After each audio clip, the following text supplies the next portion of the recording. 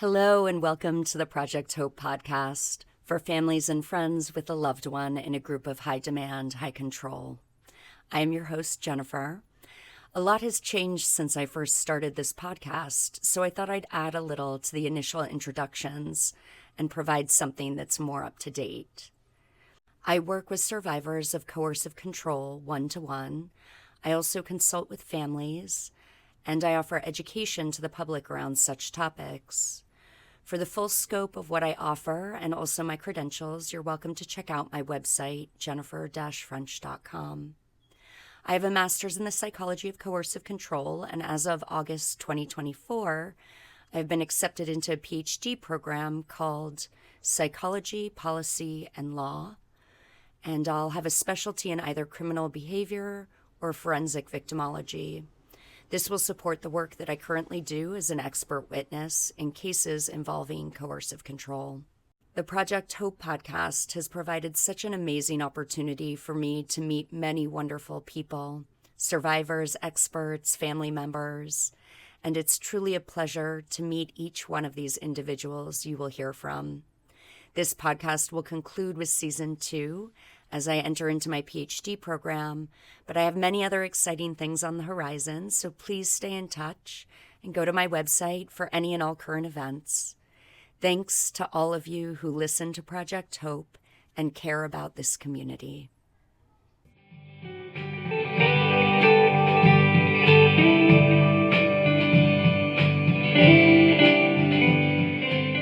Helen Zuman is the author of Mating in Captivity, a memoir of her 5 years post-Harvard at Zendik farm, a cult with a radical take on sex and relationships.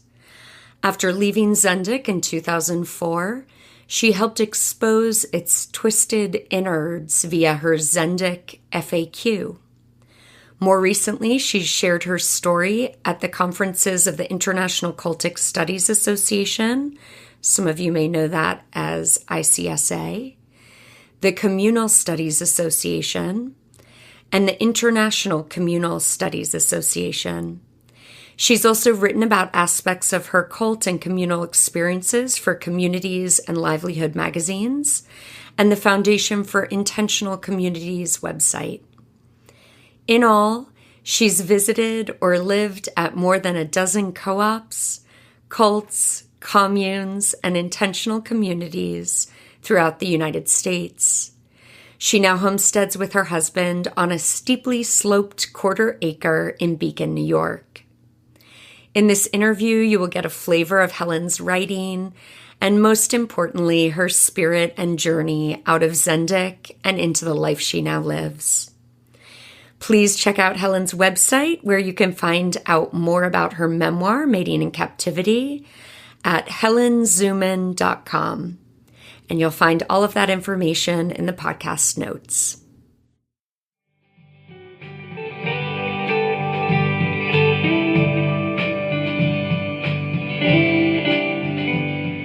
So welcome, Helen Zuman. I am so happy to have you on the Project Hope podcast. Thank you for being here.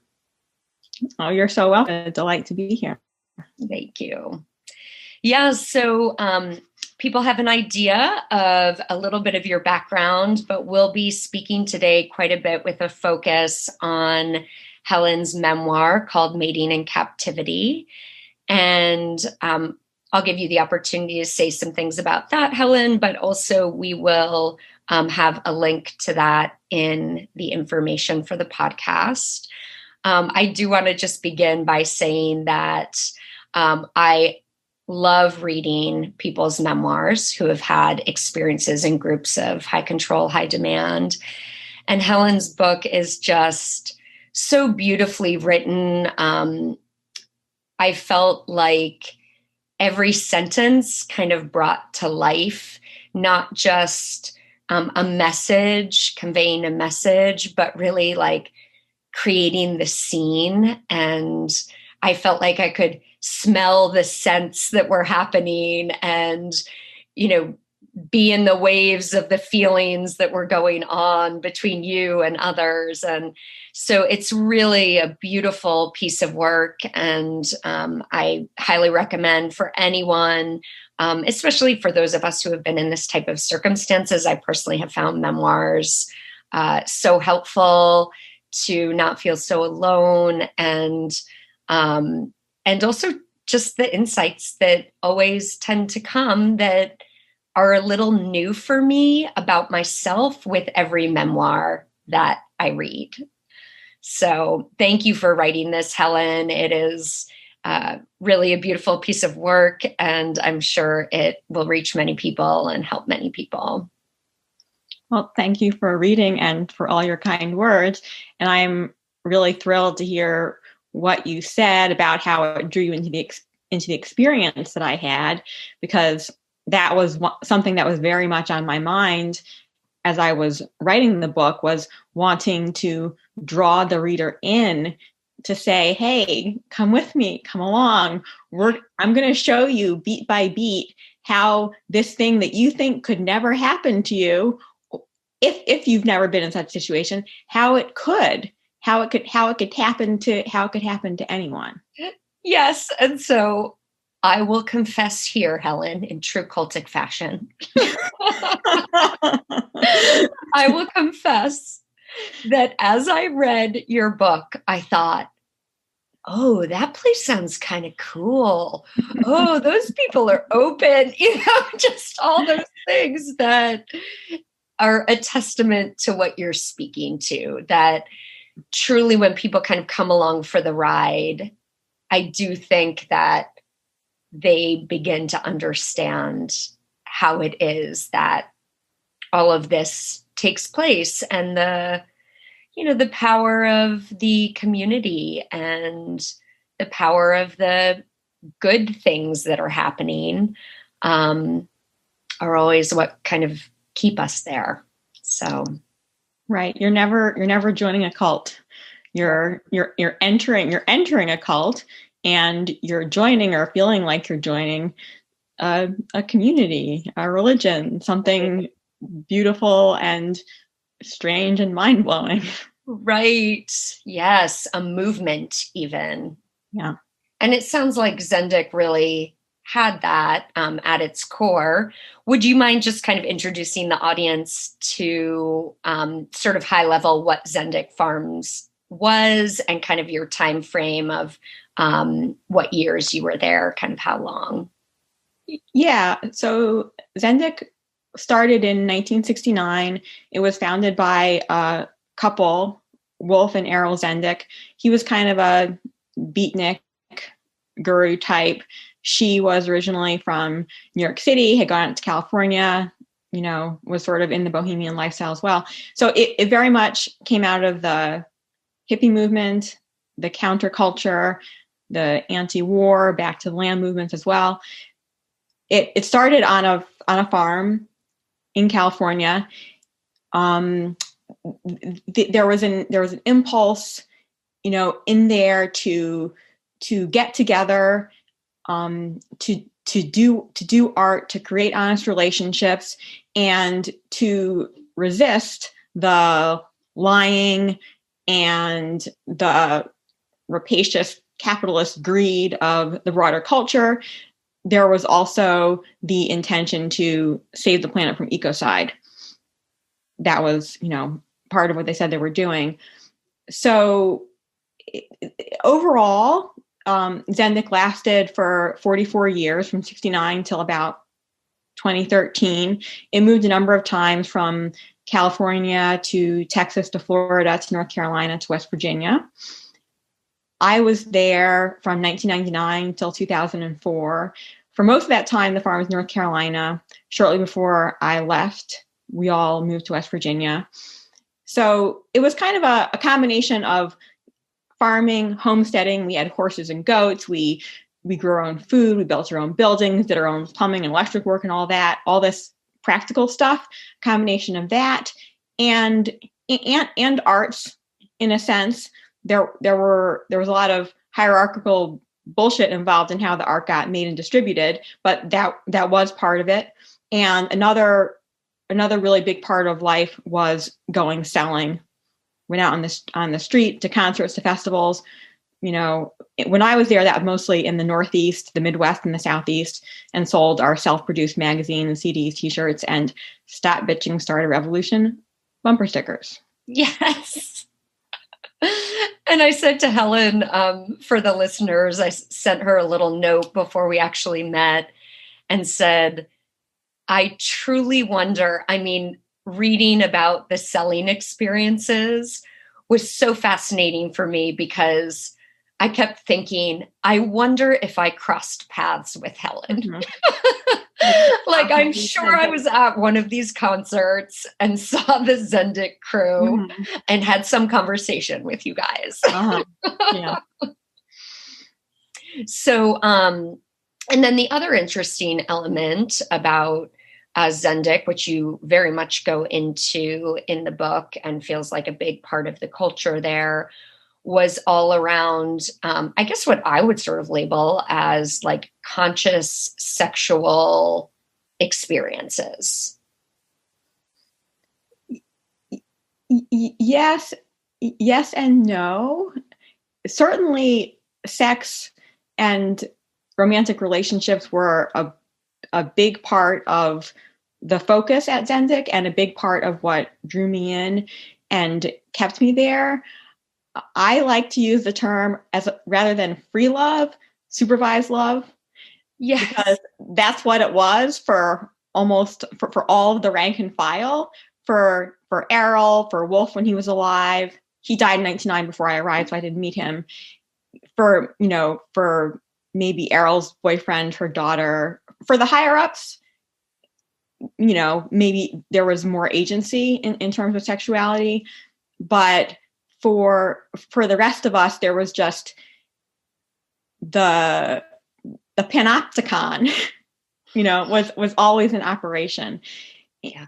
In terms of being conscious about sexuality, it's possible that was true in a sense because there was so much ritual involved in sexual practice, like the fact that I had to go to a third party to, quote, hit up a guy I liked to go on a walk or a date with me. A walk meaning you just hang out and make out and talk and get to know each other, and a date meaning you go to a private space and get naked and have sex. The fact that I had to specifically ask someone to make that happen for me and go through all the other rituals around sex, like making sure I had my date sheets, and getting the date space set up because we all slept in dorms and we weren't having sex in our own rooms, in our own beds, So all of that meant sexual experiences had to be planned. Yeah. We also talked about sex a lot in sex meetings, just, informally. There was a lot of overt and covert pressure to communicate about everything that happened sexually to make sure that our unconscious death culture corruption was not going to bite us in the ass. Death culture was our name for the outside world. Yeah. So yes, conscious, and also not. Well, very manipulated. Right. Yeah.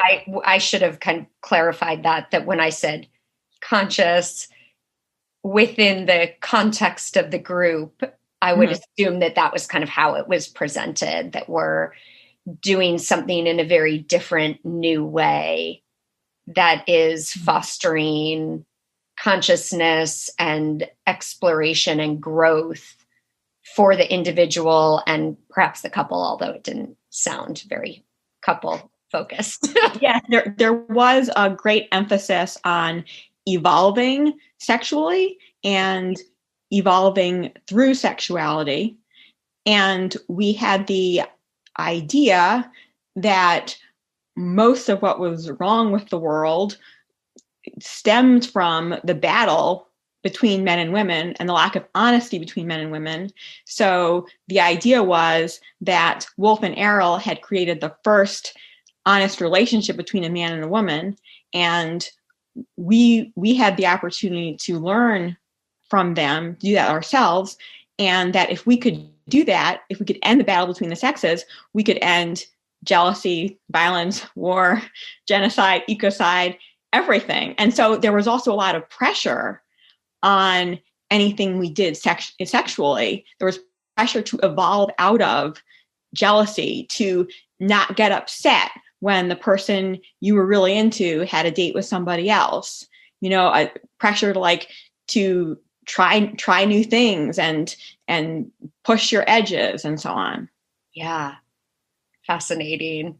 So interesting how these patterns show up in slightly different forms in all these different groups, right? But essentially the pressure and the control and the also underlying agenda that really kind of isn't for or doesn't have the individual in mind, that the promise of the group or the mission is always greater than the care for the individual.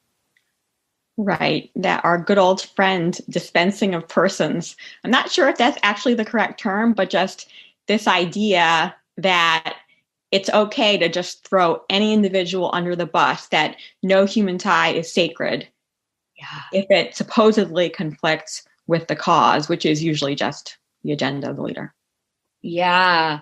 Oh, I wish, I actually wonder if I might be able to, this part where you say, it reminds me of what you just said. You said in your book on page 209, but what if human ties were sacred and the world we yearned for hung on human ties?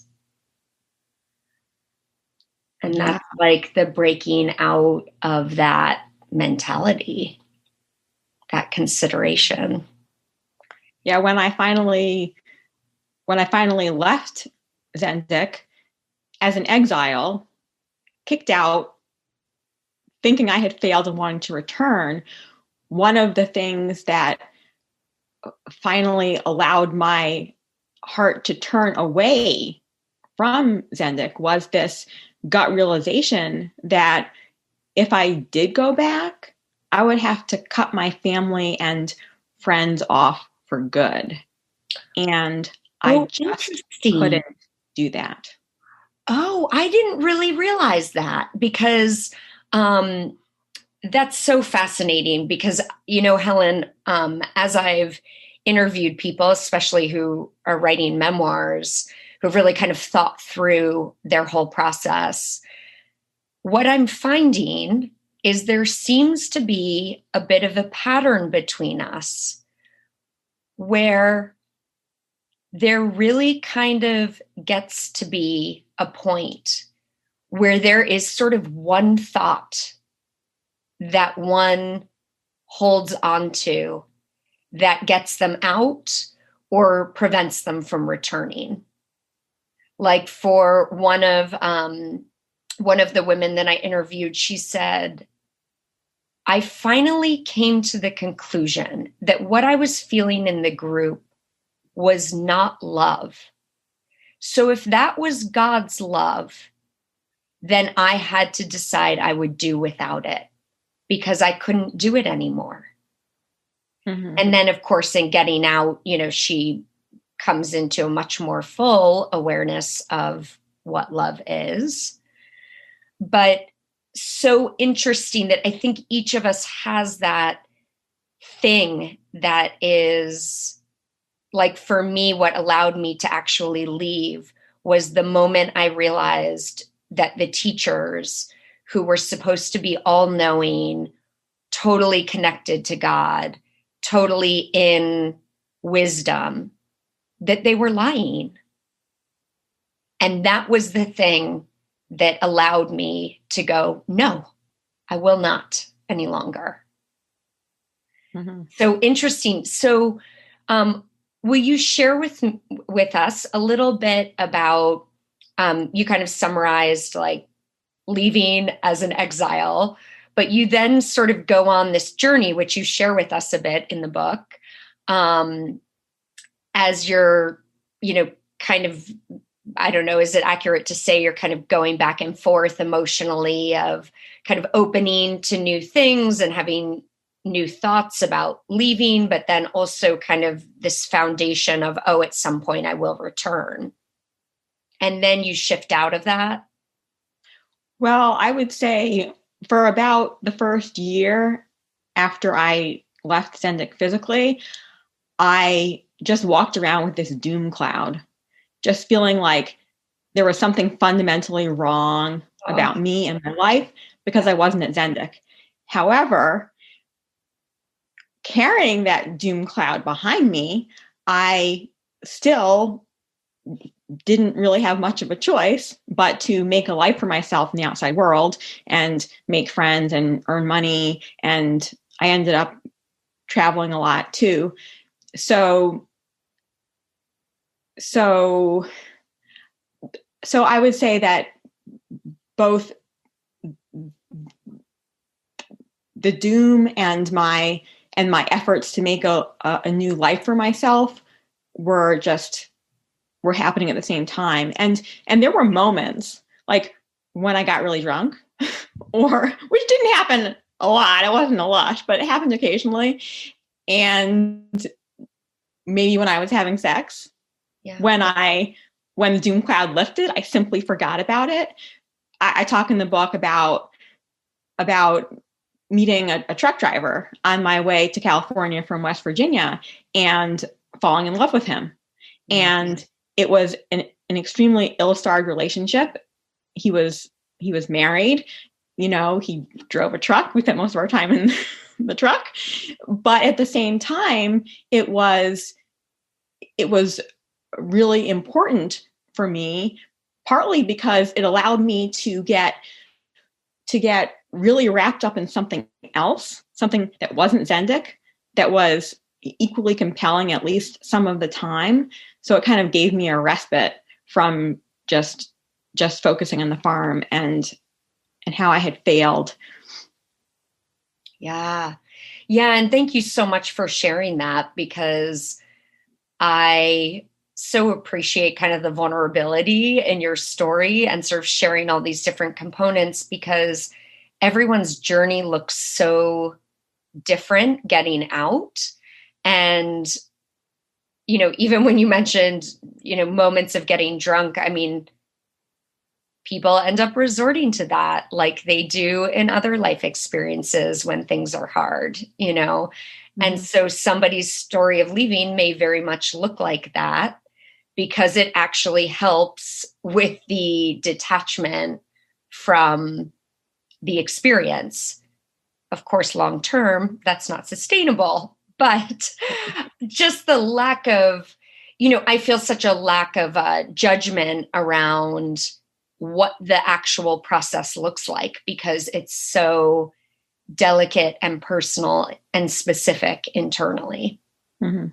So, yeah. And I think about also the moment in your story where you encounter a woman who had left Zendik, and you kind of get up the guts, it sounds like in the story, it's like you get up the guts to sort of go, like actually address it with her and ask her what her kind of conclusions are.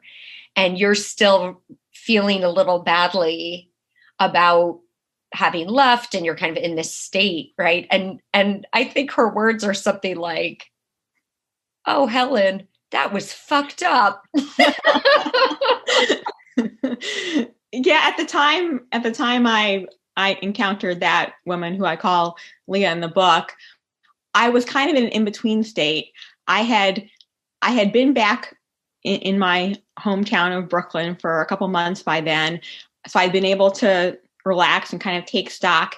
And I had thought that when I got back to Brooklyn from my year away and my journey around the world, that I would finally be ready to call the farm and beg another chance. But I simply couldn't do it, because I knew I would be groveling. I knew I'd be begging. and I had gotten out of that habit.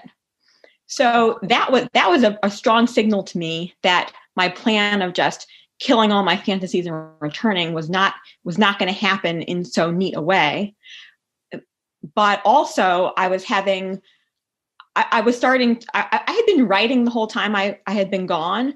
But when I got back to Brooklyn and I had more leisure and kind of more security because I was staying with my mother, I started writing more and kind of exploring more broadly and kind of turning my compost pile in a way. I would say that's when I really started to turn it.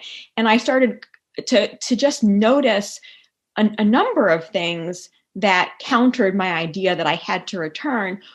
I remember one thought that I had was, okay, so I'm thinking that my only options are returning to Zendik or feeling doomed for the rest of my life. However, the universe is vast. How could it possibly be true that those are my only two options? So I was having thoughts like that were, I would say, were kind of preparing the soil for a new seed.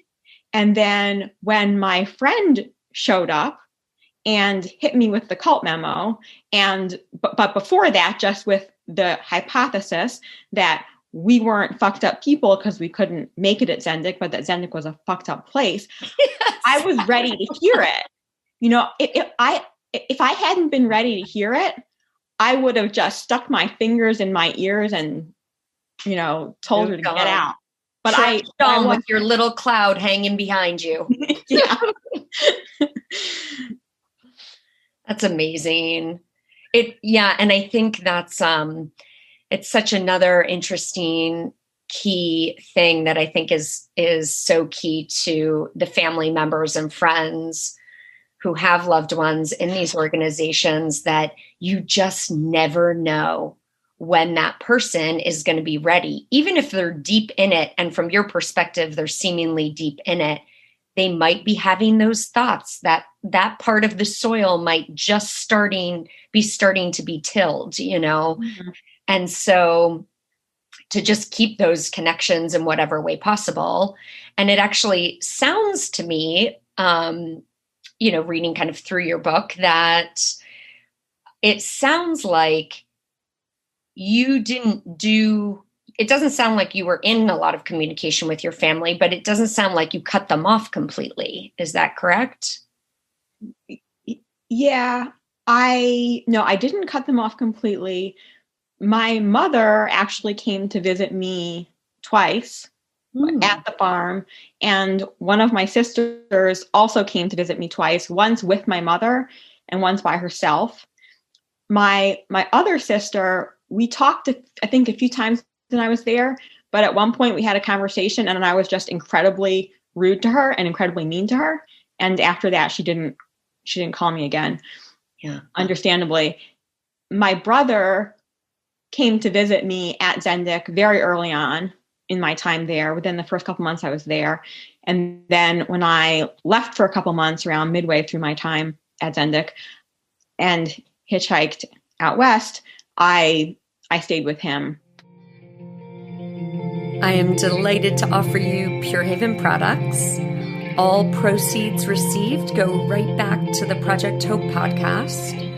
I myself have been using these pure, safe, and toxin-free products for over 4 years, and I absolutely love knowing that my home has countertops that my little niece and nephew can eat off of without worrying that they have a handful of chemicals being placed in their mouths. The cleaning products are some of my favorites. The glass and surface cleaners smell amazing as well. So if this is of interest to you, please go to purehaven.com/Jennifer French. The link is also included below with information about this podcast segment. Sort of my strongest familial anchor when I was at Zendik was probably my mother. I would not speak frankly with her. I would not ever tell her what was really going on. So I definitely kept the door barred in that way. But I did talk to her when she called, and I did host her both the times that she came to visit. And I retained the understanding that she was there for me. And when I left halfway through my time at Zendik and went hitchhiking out west, I, at one point, on the way back, I got into a very bad situation, being sexually assaulted by a man who gave me a ride when I was hitchhiking. And after that happened, and I had gotten out of the situation, but I was just sort of at a gas station with my backpack, I knew in my gut, like, I'm not going to call Errol. I'm not going to call anyone at Zendik. They're not going to want to hear this, but I can call my mother, and so I called her. And then after I left Zendik for the final time, I was, riding with some truck driver, and he pulls out his cell phone. He's like, "Here, call your mother." Like, okay. And it really mattered. It really mattered to me to know that she was there. It mattered to me that she kept in touch that entire time. And also, she did say some critical things about Zendik. She made some comments about, how do you think a bunch of hippies shitting in the woods is going to save the world?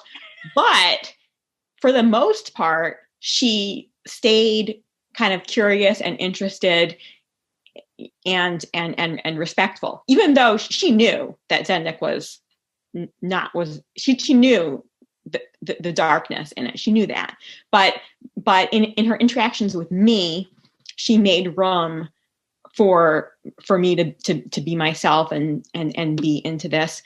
And I think that was just the best thing that she could have done, just to continue to let me know that she was there when I was ready, but not to push me in any way. That is amazing. I mean, it's so counterintuitive, I think, from a parental standpoint, to sit back and kind of be supportive in those scenarios, especially if you know that something negative is happening for your child. And yet it is, if one can manage to do that, it truly is the way, because it creates that safe space for us to return to when we're ready. It also provides a kind of a counter experience to the conditional love of the cult. The cult's going to drop you when you're no longer useful. And, and my family wasn't going to do that. And I could feel the difference when I was ready to feel it. Yes. Amazing. Do you mind if I read an excerpt from your book? Go ahead. Okay. I thought this would be nice because also the listeners will get a little bit of a feel of some of your writing. So you said, at Zendik, it's different. Sex is a part of life. Oh, so this is when you've now returned home. So you're with your mother. And you say, at Zendik, it's different. Sex is part of life. We all talk about it right out in the open. No one has to be ashamed or keep secrets. I feel like I can finally show I'm a sexual person. I was tearing up now. And that's really important to me. Once I'd seen my mother kiss my father. Once I'd surprised them in bed together. Mostly she slept in the guest room and kept to the kitchen and dining room while he sequestered himself in a large parlor divided by a curtain into sleeping and work spaces. In that apartment, larger than the one she lived in now, a long hall separated her domain from his. In the summer of 1999, shortly before I moved to Zendik and 7 years after my parents' divorce, my mother asked me to write a statement in support of her request for an annulment from the Catholic Church. Divorce dissolves a union. Annulment decrees it never happened. In my statement, I set down for the first time an image I'd long associated with my parents' marriage. 2 ladder shafts standing parallel, joined by few, if any, rungs. Maybe in breaking with my mother's reticence, I hope to shake her example and gain a change at loving partnership with a man. I could tell by the way she pressed her lips together that she was both bewildered by my outburst and working to absorb it. Behind her, morning sun seeped down the hallway from the living room. She pressed her hand, palm down, onto the table. You be Jesus, she said. I'll be John the Baptist. Do what you're called to do. I don't need to know your reasons. End quote. John the Baptist had prepared the way for a Messiah, blind to the storm his coming would stir. She would stand behind me through my journey, despite the nightmares it would bring her. She spoke with respect and surrender. But my hanging judge heard something else, proof that she was, as charged, too prudish to mother me through womanhood. Errol alone, with her lush mane and young lover, could fill that role. Soon after I would return to the farm, I wrote my mother a poem I would not have dreamed of showing her. In it, I divided myself from her, my lovers from her ex-husband. So here's the poem. Listen, mother, I am not your daughter. I am fucked by strong men. Your man had brittle bones, a leg of stones, and no love to give you then. I also offered hope. Maybe if I could form a loving helix with a man, I could someday guide her past her years in bitter parallel. And the end of the poem. Listen, mother, I will find another way to be with men. I'll have less alone inside my bones and love to give you then. And then I wanted to read just from another section here. So this was interesting to me because this is a quote that takes place actually in the middle of you describing your wedding ceremony. So Helen says, in the front row sat my mother. Beside her beau of 2 years, she'd walked me down the aisle, as I'd promised in my poem to her. I had found another way to be with men, modeled in part on her consistency. She had been there, tending my well-being when Errol had not. Makes me tear up. Oh. Yeah, and I think the thing that came to me when I read that, I sort of had my own little realization that I think for the parents to know that sometimes when we're in it, we won't get it. But it is so important that when we're out, that was there. And it now makes sense in a new and different way. And it's there to also combat that discovery that we come to of like, my parent is consistent in their love for me, or whatever variety it is, that becomes also some of that compost that we're then able to grow, continue to grow in, and with that parent in. And it matters. Mm-hmm. Like when I was in my organization, the fact that my parents tried to get me out was seen as aggressive, controlling, all those messages. So while I was in it, that was all fodder for them to be even worse and worse and worse. But when I got out, the appreciation that I had that their love moved them in that way, that they tried and tried, that mattered. And it became part of that soil upon which we were able to build a really strong foundation again. Mm-hmm.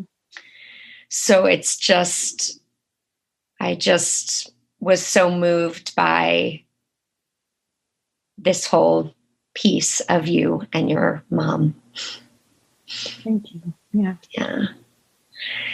And so one of the other questions that I had, Helen, was just wanting to know a little bit about, I know that in your acknowledgments, and also you mentioned at your wedding, that you did seem to still have some people that you were friends with from Zendik.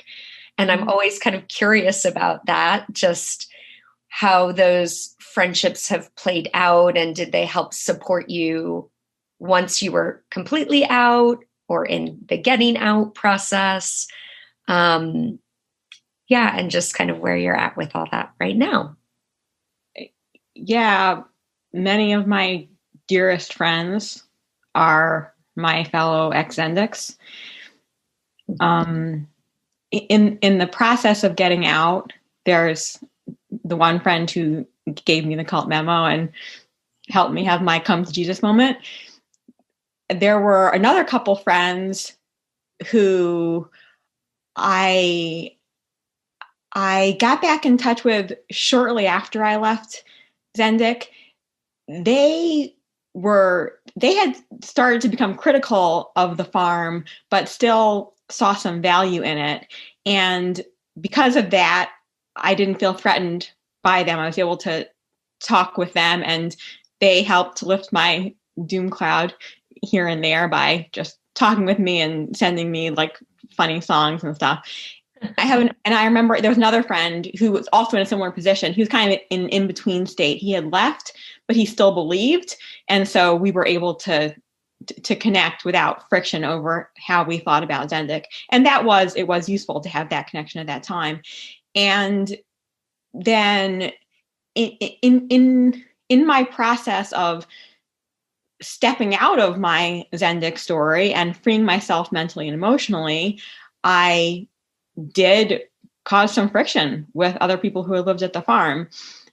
Some people who I had been friendly with, or at least tentatively friendly with up till that point, got really mad at me. And in some cases, it took a really long time for those relationships to come back around. But for the most part, they have. I feel like a few years ago, I went to my 20th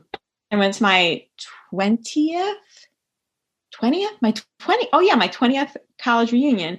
And I remember watching some groups of people at this reunion just re-encounter each other and hug each other and act like, they were just so excited to see each other.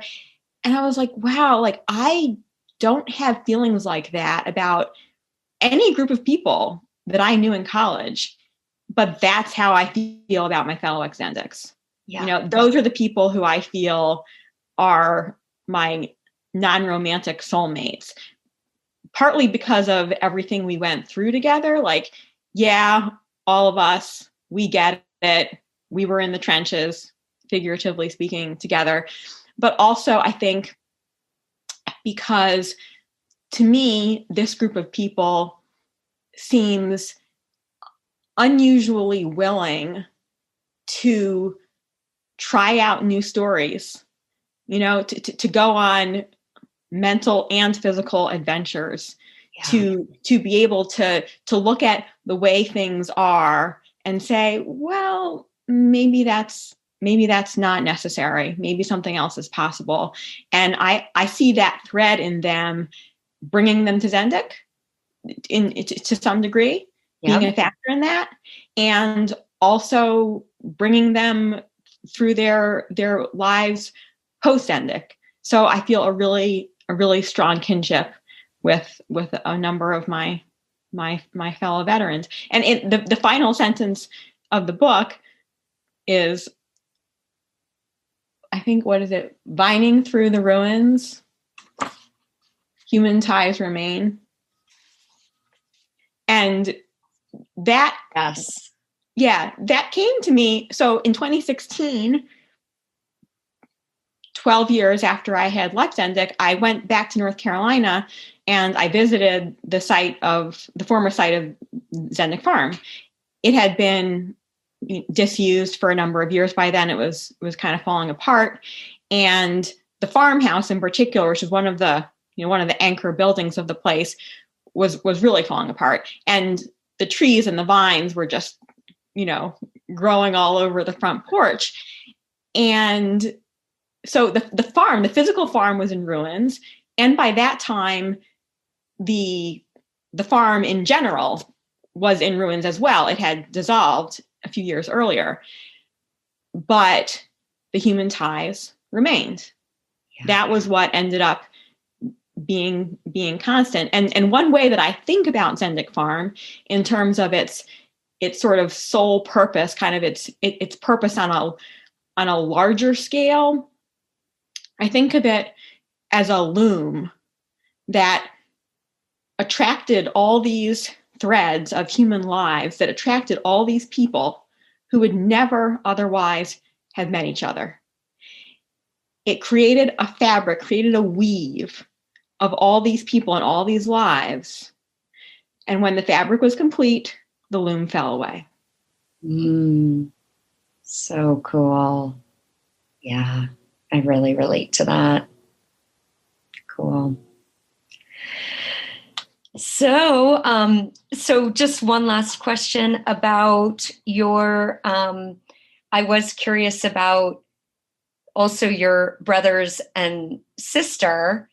Did they also, I know sometimes siblings feel more of a stake in things and sometimes they're open to just letting their sibling kind of ride things out and not as, attuned maybe as parents can be sometimes.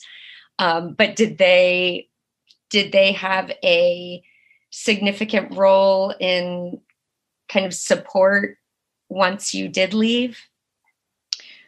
Yeah, I mean, my brother, he was living in California at the time. He kind of provided a safe harbor for me.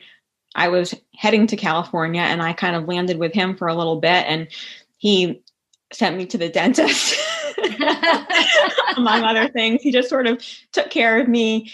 Eventually, he and my mother got together and made a plan by which I could get out of default to my student loans. At the time they did that, I thought it didn't matter at all, because I was going to go back to Zendik. But of course, afterwards, I was grateful for that. Yeah. I mean, and then when I did get back in contact with one of my sisters. I remember talking to her on the phone, not long after I had left. And then I remember when I went back to Brooklyn and saw her in person for the first time in a long time, I remember her just being so angry still at Errol and saying something to me like, well, maybe Errol will die soon and this will all be over. And I was so angry at her at the time that she said that. Yeah. And later on, I could totally relate. Right. Yeah. Right.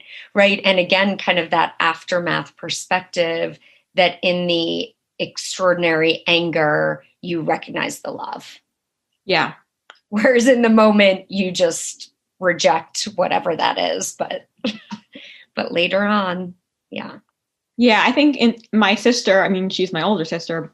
I'm the youngest, so everyone's older than me. But there was sort of this like fierce protective love that she displayed both after I left, but when I was still caught, and also when she came to visit me. When she came to visit me just by herself, that's really why she came. She was trying to look out for me. Yeah, checking it all out. And did she speak to it all at that time about her thoughts about it, or? She may have tried.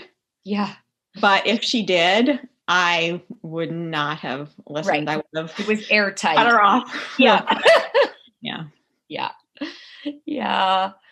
Oh, Helen, thank you so much. I so appreciate you sharing kind of some of these deeper parts of your story, and of course for putting this amazing book out there that anyone can pick up and read. Yeah, well, thanks so much for having me. It's been a pleasure to talk with you. Yes, on a deeper level.